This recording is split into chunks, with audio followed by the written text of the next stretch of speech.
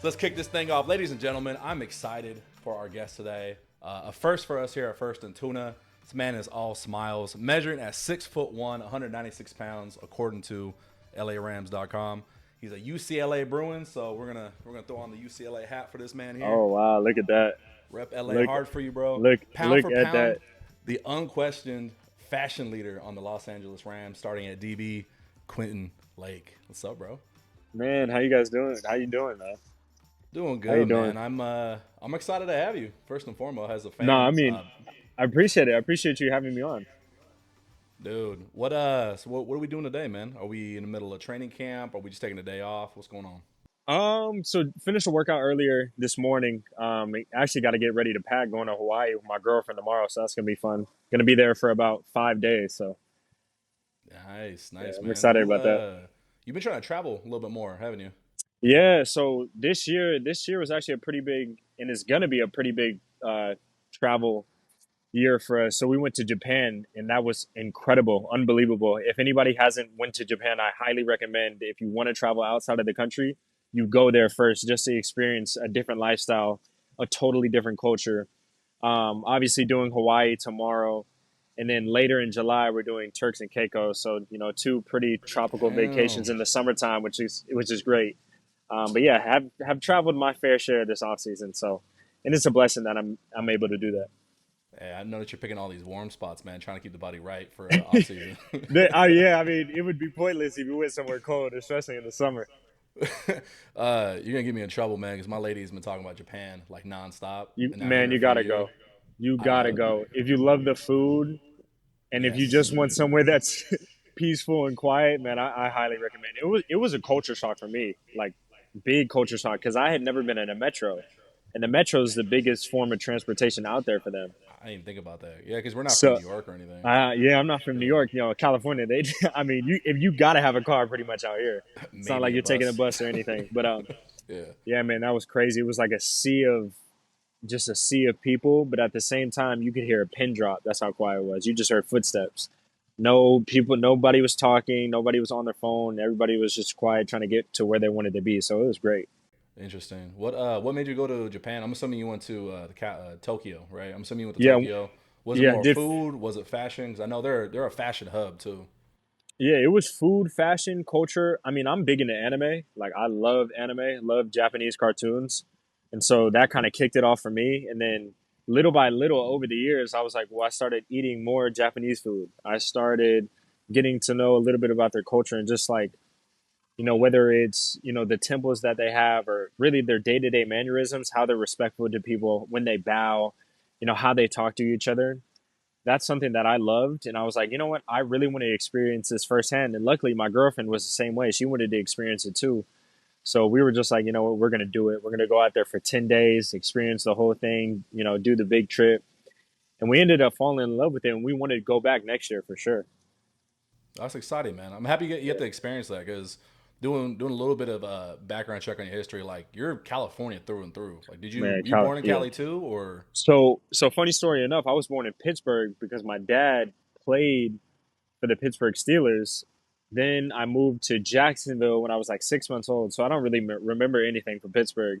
Lived in Jacksonville for 8 years, and then moved out here when I was in the third grade. Moved out to Southern California when I was in the third grade. But yeah, I'm Cali through and through, man. I haven't, luckily went to high school out here, went to college out here, and luckily enough got drafted by the Rams, and is still playing football out here at the professional level. So I got questions about that for sure, but so I don't want to get too much off topic, as you started talking about Japan and the food.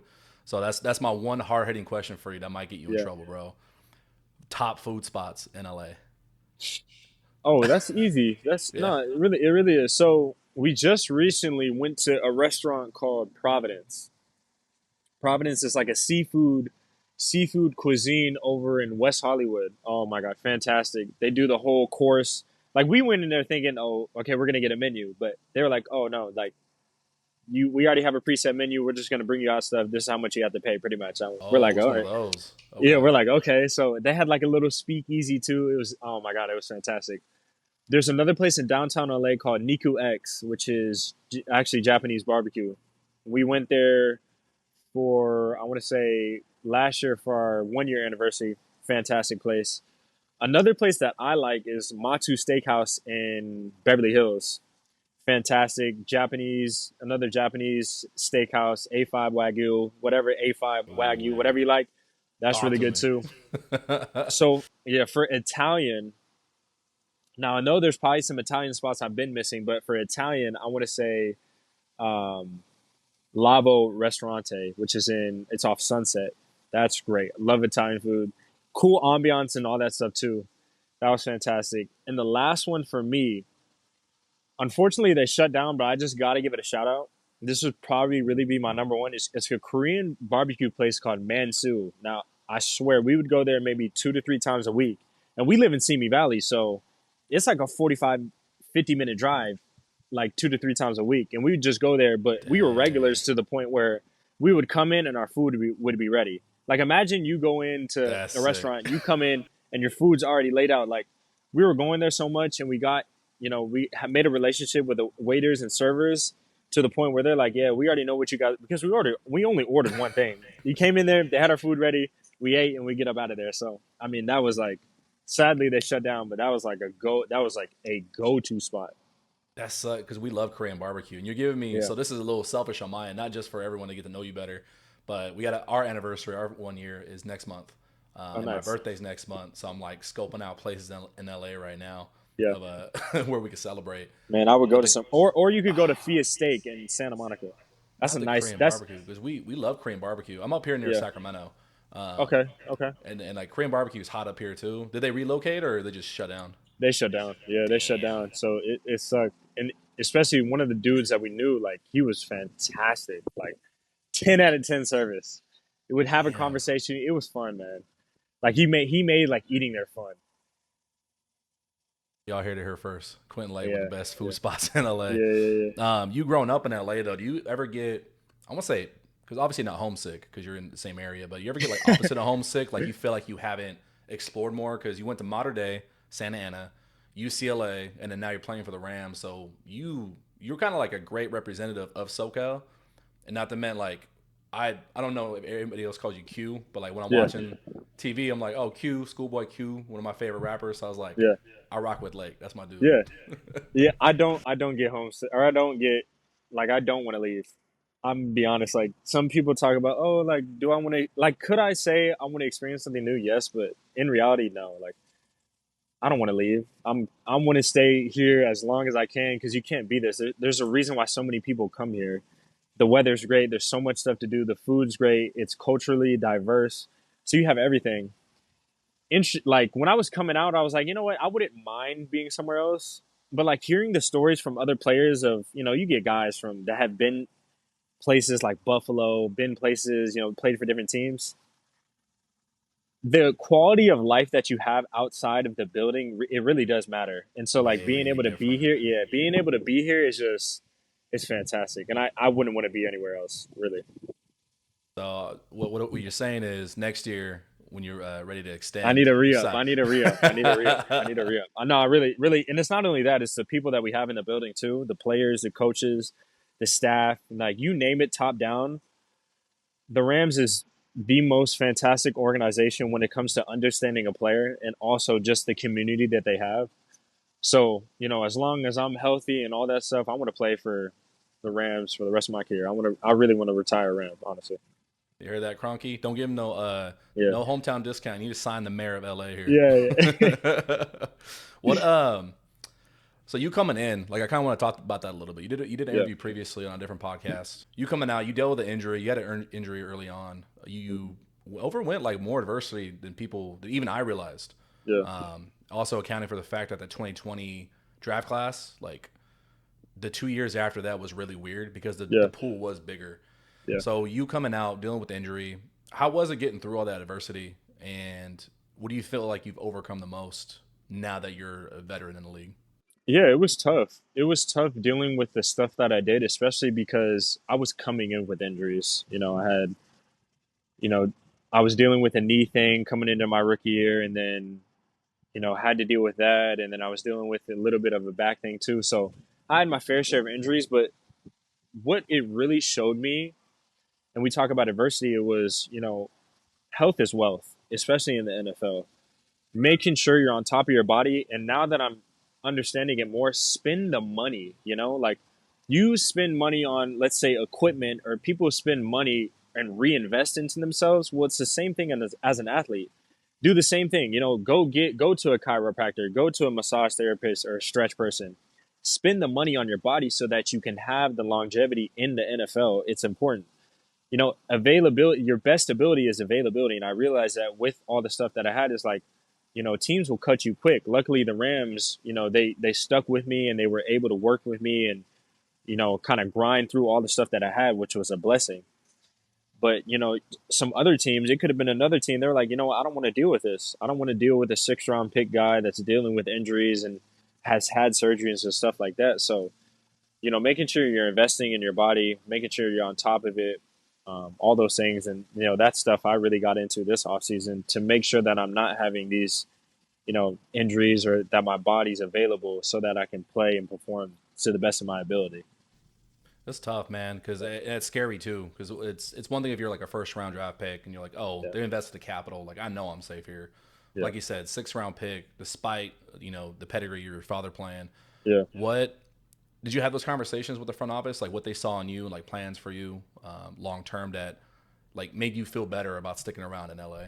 Yeah, it was really the coaching staff. The coaching staff, they believed in me. Obviously, Sean McVay, Chris Shula, and at the time Raheem Morris, they all saw like, what I could do and the talent that I had. And obviously, having a football pedigree, helped a lot. But we did talk about the vision that they had. And, everybody has a conversation with the coaches of what they see, what you can do, all that stuff. But at the same time, I had personal goals for myself too. This is the position that I am is something that I dreamed of, since I was a kid, have an impact on a team, win games, be with a good organization, and obviously get to the point where I'm the best at my position. And those are all things that, I'm working towards and I have done. But yeah, you have those conversations all the time, and those conversations are constantly changing based off what you do on the field, But, shout out to everybody at the Rams for believing me and, trusting in the journey that for what they saw and, what I had for myself. It speaks volumes of your work ethic. Like I know, especially with AD, when AD was there, I'm sure he's going to be involved in the building in the future, but they want guys that are invested in the work. Like the work works. Like I hear Sean McVay say that a lot. Yeah. And I hear great things. Like anybody who ever speaks on McVay in that front office, it's like talk about him like it's a brotherhood, man. So shout out to them. Yeah. Starting up at the beginning, like you coming in, did you have that big like cliche question? I'm sure you've answered like with family a bunch of times. Like, did you have that big welcome to the NFL moment? Yeah, I did. I'm not proud of it either. I did. What happened? It was week 17 against the Seahawks. Now, mine wasn't like, sometimes your welcome to the NFL moment is like you get pancaked or something like that. No. My welcome to the NFL moment was when we were playing the Seahawks, I dropped a pick, and it was going to be a pick 6. And that was my first time really getting like, my feet wet and really, getting those, real live game reps. Mm-hmm. And yeah, man, I remember it like it was yesterday. I saw him, I broke, had the ball in my hands, and this is, you never do this. And for anybody watching or anybody, tuning in, if you catch the ball when you're a DB, never look back. Never look back. Make sure you catch it first. So what happens is I caught it and I looked back thinking like, oh, the receiver's right there. Like I'm going to get tackled. But he wasn't there. Like I stepped in front of him. So I had a clear shot really to the end zone. I look back, the ball, I come down with the ball. It hits my knee, flies up 10 feet. I'm running, scrambling, trying to get it, jump on it. They ended up recovering it. So that was my welcome to the NFL moment. I remember, yeah, man, it was bad. I was so embarrassed. I was pissed because I was like, this is my opportunity. First game, really getting a lot of action. Could have had a pick 6. It ended up going the total opposite. But yeah, man, you live and learn. You live and learn. That film session Monday must have been brutal, bro. Yeah, it was. Well, luckily it was the last. It was the last game of the season, so we didn't necessarily have to Let that one, Yeah, yeah, let yeah. that It one get did have hit. the let that one go. Yeah, and it was my rookie year too, so they gave me a little bit of grace. But yeah, man, I remember. Yeah, So we're still waiting on pick number one, right? It's yeah. coming Pick this number year. one, man. It's coming, It's coming and this year. it's gonna come in bunches too. I believe it. It's Yeah, your role is expanding, and it's actually a great jumping off point. So I'm not gonna bring up film and like certain cut ups, but I was going back looking through some of the plays from this year. You got better as the season went on. yeah, Kind of like that was a story for the whole team. Like everyone talks about that bye week, second half, you guys killed it. Lost yeah. one game, right? Lost one game, and then never again until the Detroit game. Exactly. For you, everyone talks about the star position, trying to Yeah, find that perfect like hybrid athlete that's right there. yeah, You have the benefit of being good enough in coverage, especially at the like the nickel spot. yeah, I've always said it's more challenging just because like you're not covering an island usually. Like you got to worry about tight ends, yeah. crossing routes. Um, Looking back though, one of the things that I love that you do is your run reads. So there was Yeah, a play in Green Bay in the first quarter. I think number 11 on their side. It yeah, was just a standard like run up the middle. He tries to put his hands on you. You shed him quickly, and you're like the second or third head on the ball. But the difference between them getting a 3 yard gain and then now a loss for two on that play, yeah, like that stuff adds up. It accumulates, and I think that's one of the reasons why you're starting to get more of a like a playmaker ability on that side of the ball. yeah. Talk to me a little bit about playing in this almost hybrid role you've got. Like how challenging is that rather than playing outside corner?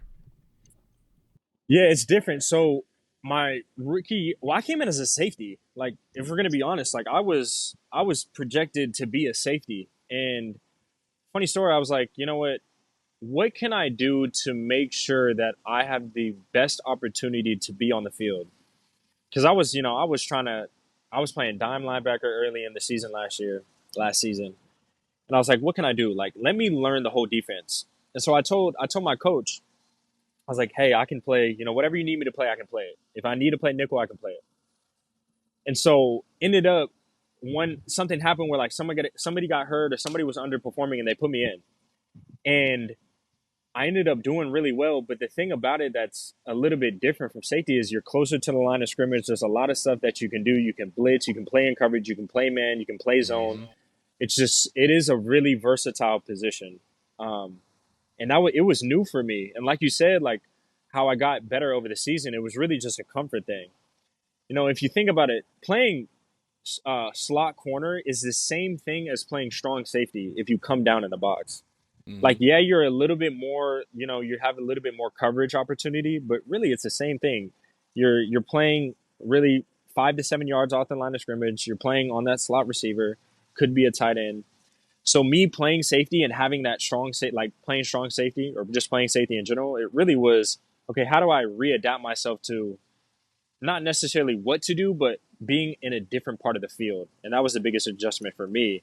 But I loved it, man. It was fun. Like playing at that nickel spot was really, really fun. And it gave me the ability to show off my versatility, whether it was in coverage or, talking about, run fits and stuff like that, to be able to show off my versatility. Obviously, we'll see where I lock in on training camp, but I always credited myself as how many different positions can I play? And not only that, how many different positions can I play at a high level? Yep. Yeah. So, I mean, it was great. Whatever they see me doing, hey, I'll do it to the best of my ability, but I can play. I'm just a DB. I can play anything out there. And that's And it was so hard. Like even though I was creating a graphic for this yeah, interview, I was like, he does play safety, but it's just defensive back. Like yeah, defensive back specialist is kind of what you got to be credited as. Like that star yeah, position is almost made for you. yeah. And it's totally different from outside corner too. Like receivers at the slot. That's why they put so many receivers at the slot now. You got guys like Tyreek Hill, Justin Jefferson, Amon-Ra St. Brown. Like those are sometimes you can consider them like true X's. You can consider them a Z where they play outside. But Mm-hmm. because the route tree in the slot is so diverse, Tom Brady talked about it in the interview. You have 18 yards from the sideline. You can break out in, when you're an X or Z receiver, you really have like the sideline is inhibiting you from doing a lot of stuff. And so that's why I think the position, especially slot corner, they're getting paid more is because you're getting those number one receivers in the slot, and you have a guy that can do well, play good man-to-man coverage, and play zone. Those guys are going to get paid. So, yeah, that it's a premium now. It really is. It's an interesting position you put yourself in. Like you have the capability to just make yourself indispensable. Like, look, I don't care where it's at. Like you said, like my best ability right now is availability. Yeah. Put me anywhere, and this defense is going to succeed. Yeah. It's credit that you put in the work to do that. Yeah. Like my only anecdote I got to add to that is, dude, like I was watching the tape, and it must suck being in that position because one, like in one game you could be covering or one play covering a 15 to 20 yard crossing route across the field, running with some of the fastest guys in the field, and then the next play they motion over, and now you're trying to tackle a 220-pound running back in the box. Yeah. Like, dude, you just you gotta train for that. You know, that's consistency and practice of running to the ball every single day. And you can tell guys that can condition or not. Like, yeah, sometimes you are put in positions where you have to run a lot, but if you're in good shape, man, I can run all day. I can run all day because you have to, especially at the position that I was playing last year, you have to. Well, it shows. Like your tackles per game and your PBUs per game went up over the second half of the season. Yeah. All the way to the Detroit game, I think you had like 9 tackles. Like from a DB and safety perspective, like that's a hell of a game. That's a killer game, man. Yeah. That's do you ever feel like you're undersized against some teams in the box? Like not to say like you are undersized at all, but yeah. Dude. Nah, not undersized. I mean, you'll get in positions where you got to take on a pulling guard or a pulling tackle, but really, I have never felt undersized. Like, I feel like I'm a bigger DB compared to some other DBs, especially at nickel. That's like so I was okay. Like if you got a perimeter screen, these receivers they're not blocking me. Like I'm trying to go blow that up. You shed blocks really well. That's one thing. I watched 2 early games and 1 late game. Like you shed blocks really well. Yeah, but I mean, being a bigger guy, like a safety body at the nickel spot, it helped me a lot. It helped me a lot in the run game, helped me a lot on perimeter screens, and then being physical at the line of scrimmage, when you're in press man. So, but no, to your question, no, I didn't feel undersized. A lot is being asked of you now with the vacancy of AD retiring. Yeah. You got some new guys coming in, whether they're rookies that got drafted, they're going to play a big role in the defense. Yeah. And also they brought back in White, they brought back in Williams on the hold down the outside positions. They're looking for you for leadership now. Like you're one of the vets, a young vet, but you're one of the vets. How do you handle that when you've got rookies coming in, free agents coming in from the outside, all these expectations? What's that burden like for you right now, and how are you handling that? Yeah, I love it. I love the challenge. I'm a guy really, I consider myself action before words. I got to show these guys what to do. Because if you're not doing it yourself, it's really hard to convince a professional, especially like athletes. Like you have to do it. Like if I'm going to be good with my breaks, I want these guys to show that I'm doing it in a live situation and in practice.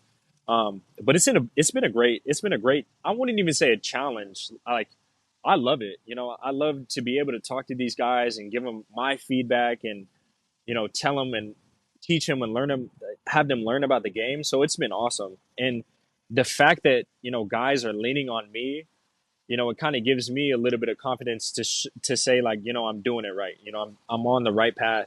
I'm not going to hoot and holler. I'm really not like that, but when I need to, talk to these guys, I can tell that, they're starting to listen. And to me, it puts a smile to my face because, you form a bond, you really form a bond. And having guys, like you mentioned, Darius Williams and, Tre'Davious White, guys that have been in the league a long time, have produced at a high level, to have those guys come in and me to lean on them, and me getting advice from them and me getting feedback from them, it's just going to elevate my game even more. So it's been great. And having the coaches lean on me too, whether it's, Coach McVay or Coach Shula, having those guys lean on me to, kind of lead that group, it's been awesome. And I think we've definitely made strides this offseason. I can't wait to see what we do during training camp. Man, I'm pretty sure I speak for all the fans where the excitement is going to explode on week 1, man. Like it's crazy how excited we all are. You kind of talked about Coach Shula, that transition. A lot of people go through it. Luckily, Well, unluckily for LA, it seems that the DC position seems to rotate Yeah, quite a bit. yeah. Guys keep getting hired. What's been like the biggest difference you've seen leadership wise from going from Raheem over to Chris?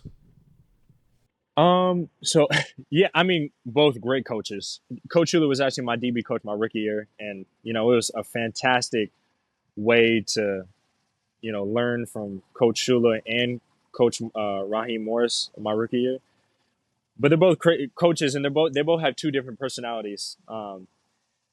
Rise, he's a player's coach, man. He's a super energetic guy that's gonna, he's gonna talk a little mess, but it's all love. It's all love, and it's infectious. Like, people want to be around him, and I completely understand why he got the head coaching job at Atlanta, because he's just a guy. He's a guy that can lead. He's a guy that can bring people around him and bring a group around him and excel at the same time. And Coach Shula, he's intelligent, man. He's super smart. He brings the same energy, but he really talks to you in kind of like like an intimate way. He breaks it down to a level it's honestly impressive, and he wants to work with guys. And the biggest thing I saw from this offseason about Coach Shula is he always asks the players, like, hey, what do you think? And for me personally, I love that. Like, hey, what do you see? Hey, what do you see with this defensive adjustment or this or that? He's always trying to get players' feedback. And that's something that's one is going to help him coaching, but us as players is having that direct line of communication from player to coach is fantastic. It's fantastic. And he's done a great job. Yeah, we have different coaching changes, but it's been the same system. And that's a blessing within itself. Like, having the same system for 3 years, oh my gosh, it's, you kind of sometimes you take it for granted, but that is phenomenal that I'm able to, excel in the same system, go into the, this 2024 season with the same system. It's fantastic. That's awesome, man. That's really encouraging to hear because like, I did a write up on Shula. Like, obviously everyone knows about his lineage, but now like all eyes on him. Like, no pressure, man. Like, you got a great roster. You got the namesake. He's born for it, though. He's born for it. You got to be. If you're a Shula, you're born for it, man. You're born for it. Aren't we blessed in LA, man? I love it. Yeah. What talking about McVay as a leader, I always wondered because I've seen him. We've all seen him time and time again on the field, mic'd up, interviews. Behind the closed doors, is he really like this 24/7? Like, he is just pedal to the metal all the time. Yeah, man. Let me tell you this. He loves football. You can tell, like, it is like an aura off him, like how much he loves football and loves the game, loves coaching it too. Like, we're in the meeting rooms and he's still learning. He's still learning different things about how he can attack defenses, and he's so good at it that now, like, he's teaching us, the DB room. Hey, check this, do that. He's such a fantastic coach, and he has such a great knowledge of the game. And it's honestly impressive as a player to see him continue to learn new things, in whatever it is. But yeah, he's like that all the time. Like, not only is he a great coach, he's a great person. He wants to get to know you. He'll ask about your family. He'll get to know you more than just who you are as a player, but more so who you are as a man. And like, to me, I'm so grateful to have a coach like that, because not all the time do you get coaches like that they demand the most out of you as a player, but also demand the most out of you as a man, as a father, as a, really anything. Good person. Just a person in general. Like, he demands both things, as a player and a person. And, to have a coach like that, it's a blessing. It really is. That's sick, man. It's like, I wasn't joking. Like, we are blessed here in Los Angeles. Yeah. Like, to have like people like you, to have McVay. Like, dude, it's hard to imagine people not operating as well as McVay does. I think we've gotten so used to him, like the old Fisher days. He's so smart. It almost makes you. It almost, like, when you're on the field, he's so smart. It makes you mad. It makes you mad because it's like he does. We're under very stressful situations in practice, and he's gonna challenge you. Gonna challenge your rules. Gonna challenge your technique. He's gonna challenge every aspect, especially being a defensive player. He's gonna challenge you in every way, and it's great competition. Get you out of that comfort zone, man. That's how you get 100%. 100%. What you got a favorite McVay story you cool with sharing? My favorite McVay story. I think for me though, my personal one would be my draft day moment. When I was on the phone with him, I said, hey, I said to him, I said, hey, thank you for taking a chance on me. And he said back to me, and it's something I would never forget. He said, hey, buddy, we're not taking a chance on you. We believe in you, you know? And I was like, wow, like to hear that from a coach is like, these guys have really done their homework. Les Snead and his staff and the scouting staff, Coach McVay and really every coach in there, they do their homework on the players that they want to bring into the building. And it makes sense of why we have the organization we do, why we have the players we do, and why really like we're really becoming this close knit unit. But that was one that I'll remember forever because I was like, you know what, I appreciate that, coach. I appreciate you for believing in me and really seeing me as the player that you guys want me to be. That's awesome, man. It's easier to be excited about your job. Like I know that Yeah, sounds kind of stupid, but how many times I'm sure you've met guys not in the facility but other teams where it's almost like they're just doing it for the paycheck. yeah, And when you got to go that extra mile, do the extra work, like if you don't have that support system, like it's hard to get invested and have yeah, fun playing football. yeah. Football's fun over here, man. I'll tell you that. Being on the Rams, man, football is fun. It is so fun. I love to hear that, man. I love to hear that. What so you coming from? Oh, random question. Why do you wear 37? My dad, my dad, yeah, pot. He wore it his whole career. That's somebody that's my role model. That is somebody that I look up to who really taught me the game. And the success that he had, I always was like, you know what? He set the bar high for myself. And because he was such a great, not only great player, but he was such a great dad to me, it was like, you know what? I love him to death. That's my guy. So I just got to represent him and wear his number. What's the biggest thing he's taught you, like coming into the league or dealing with pressures early on? Because I'm sure even at modern day, man, like people know who your pops is. They see the name. They see you're at modern day. Like Yeah. expectations are high. Like, is there anything he helped you out with that you remember the most? Yeah, he's a film junkie. I got pictures. I have pictures. I have pictures on my phone right now that I could show you of me and him up at 2 a.m. going over stuff. Whether it's we're on PFF, whether it's we're watching practice clips, like that's our love language though. He loves the game. He's coached it for a long time, played in the league a long time. So football is just in it's in him. It's in him and he I can tell now that he really wants to share his knowledge, shares his experiences of the game to me.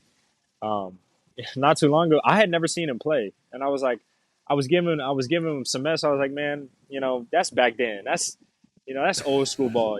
But when I really watched him, I was like, man, this dude, he was one of the most dominant defensive players when he was playing, most dominant, safeties at the time. And we watched the game. We watched a couple of his games from '97, a couple of his games from '99. And I was like, I understand why you had all the accolades you did and why you were a two-time All-Pro, five-time Pro Bowler, like all that stuff. So, I mean, it makes sense to me now. Seeing the success he had, I was like, okay, I respect it now. I get it. I get it. I get why we're up at 2 a.m. going over practice clips. I get it. I get it. No, it's great. He's been fantastic in my career, and not only is he, you know, like I said, a great player, but amazing dad. That's awesome, man. I love to hear that. Shout out to Mr. Lake. Thanks for Yeah, shout out. raising Quentin over here so to rep the Rams. Yeah, We're gonna finish up this way. So, had some fan questions come in, some listener questions, anticipating you coming on the show. So I'll shout them out, ask them the questions they had. They're helping me look good at my job. So, first question from the Dudas Rev on Reddit. You're SoCal through and through. Do you have a memorable on-field moment from each stop? So one from modern day UCLA, and then now with the Rams. on-field moment. Yeah. Okay, yeah, I do. I do. So my most memorable on-field moment was I had a two interception game. Well, no, I want to say this. My junior year in high school, modern day, my first interception. Um, that was good. We were playing Bishop Almond in California, and that was the game I just remember like getting my first interception, first game of the season. That was great, and then went on to have a really good junior year season. Moving on to college, my favorite college moment was the pick I had against SC my senior year. That was like, I was kind of a little bit out of position too, and I ended up tipping it to myself, catching it, and just having that whole like playing in the Coliseum, playing against our crosstown rival, getting the interception. That was probably one of my best games in college. That was like one of my most memorable moments in college. And then my most memorable moment in the league was, I wouldn't say just the whole Saints game. I think from top to bottom, that was like one of my most complete games that I had in terms of coverage, tackling, everything. I feel like I was lights out that game. Um, That and I pass breakup yeah you had in the end zone, I thought you were gonna jump it and pick it off. To be honest, yeah yeah all those were that Saints game Thursday night. That was from top to bottom. That was my probably one of my best games. make sure you have that one clipped when you're going to contract negotiations. Yeah. um, let's see. Another person from Reddit to this day asks, was there something that you feel you struggled with coming into the league? Now you feel you've conquered or at least vastly improved on as you head into your third year. I think for me, um, picking up defenses and really being a student of the game, that wasn't too much of a transition. I think for me, the biggest thing that I picked up on really was my body. So flexibility. Like I was not a flexible person coming into the league. Obviously, like we talked about, I was dealing with some injuries. And so now, funny story enough, I did Taekwondo in the off season, and the big focus in Taekwondo is flexibility because you got to be able to kick over your head, roundhouse kicks, side kicks, all those stuff. So that was the biggest thing going from my rookie year when I first got into the league to now is being able to be more flexible. Because something somebody told me is, no matter what, if it doesn't bend, it breaks. And you see that a lot of time. No, seriously, if you see that, like if you're not flexible, if you're not able to put your body in strenuous positions, if you don't have that flexibility or that leeway or that give, something's gonna pull, break, tear, you name it. So just being able to be flexible so that my body can handle the stress that football requires. That's good, man. That I was got I my was I gonna got my ask. green belt too. I got my second degree green belt too, or second degree yellow Hey, belt too. So we're let's on our way. go. We're on our way. Let's go. What's the next belt? What's the next one? Green, green, and then second degree green, blue, second degree blue, and then it just keeps going all the way up till you get to black. Let's go. I don't think I asked you that. If this was like a regular off season, do you have your routine down or like have you changed it up? Because trying to get the body right is just that's a whole career in itself, man. Yeah, I switched it up. I switched it up. Really focused on my body. Um, I usually stay around the facility. Really, all I need is a weight room and a field. But really focusing on flexibility was important. Core strength was important. And really the lower half. Making sure your lower half is strong, whether it's running, whether it's doing lower body lifts in the weight room, making sure all that's strong, so that you have the power when you're tackling, or you can burst out of your break, which are essential movements for me. So that was really the main focus this off season. Yeah, stay in that warm weather too, man. We need you. Yeah, yeah, no doubt. At BT Productions asked, what matchup are you looking forward to most this next season? Week one, man. Week one. I gotta get my get back, man. I gotta get my get back.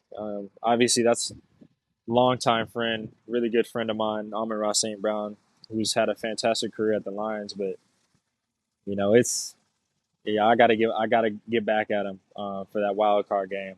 That's I got a target on him for sure. It's all love at the end of the day, but I'm curious what Shula's going to scheme up for you guys against them because one, I mean that playoff game it's been talked to death, but that was a crazy game. yeah, The amount of tackles you had, but then just the like the chess that both sides are playing yeah, because both sides know each other super well. Goff knows the defense, or he did, but now with yeah, with Chris, we'll see how you guys switch it up a little bit. I'm excited for that one, man. yeah. It's gonna be a great game. Last question is stupid, but I promised I would ask it. From Novel Fix on Reddit, would you rather fight 100 duck-sized Aaron Donalds or a horse-sized Sean McVay? I'd rather fight 100 duck-sized ads. Oh wait, no. Yeah, A because hundred like ducks, yo, 100 AD's ducks. That's a strong, man. lot. So if we're taking his strength into account, then yeah, I'm good. I'll take a horse size Sean McVay. Yeah, I'll take a horse size Sean McVay. What do Hey, does they what do McVay they be call it? What do they call it when you're like I'll be a real deal cowboy? Yeah, I got to be Lasso a his real deal ass. cowboy. You know, Lasso his ass. got to tame that horse, man. Does he ever be racing you guys out there in practice? I know he Yeah, tries man, sprinting, he's showing off he's fast. got it. But people don't know he is fast. He Well, runs he go was. balls. He's running go balls, and he's step for step. You know, with some of the receivers. Obviously, he might have like a 10-yard head start, but man, he can roll. Man, he still got that athletic. I mean, he was Gatorade player of the year. Um, I'm sure he likes to bring that up. yeah, so I mean, he's athletic. He's athletic. He looks good. He's fit. He's in shape. Honestly, he should get into modeling. If not broadcasting, he should get into modeling after his career is over. After his coaching career is over. Speaking of broadcasting, bro, I seen you on NFL Network. I'm What's up with trying, that? man. I'm trying, man. I got get him, dabbling a little bit, but being able to teach because I feel like I have a good sense and knowledge of the game. So being able to talk about it, whether it's talk about it or teach it, man, it's awesome. And you get to dress up, look professional, look clean. So it's no joke, though. I will say that, man. That whole media space and analytics, commentating, it's tough. It's It's tough. challenging. It's Yeah, challenging, man. it put me through the ringer for sure. You got any last words for Rams fans for this coming season? Um, yeah, just everybody. We need you guys at the stadium. We love your support. We appreciate you guys. We wouldn't be the players that we are, nor the people that we are, without the fans that we have. We have an awesome fan base, and I can't wait to see you guys actually week 3 because we got 2 away games first. But week 3, packing SoFi out, hearing you guys scream and chant and doing all that stuff. But we love you guys, and yeah, can't wait to see you guys week 3. Hell yeah, man. We're all excited. I just almost as excited as you guys are for the start of the season. So Yeah. appreciate your time, man. I know you're very busy. Go enjoy that SoCal weather, bro. Yeah, appreciate you, Tuna. Thank you so much for having me on. No problem, Quentin. Appreciate you, man. Yeah, no doubt. Appreciate you.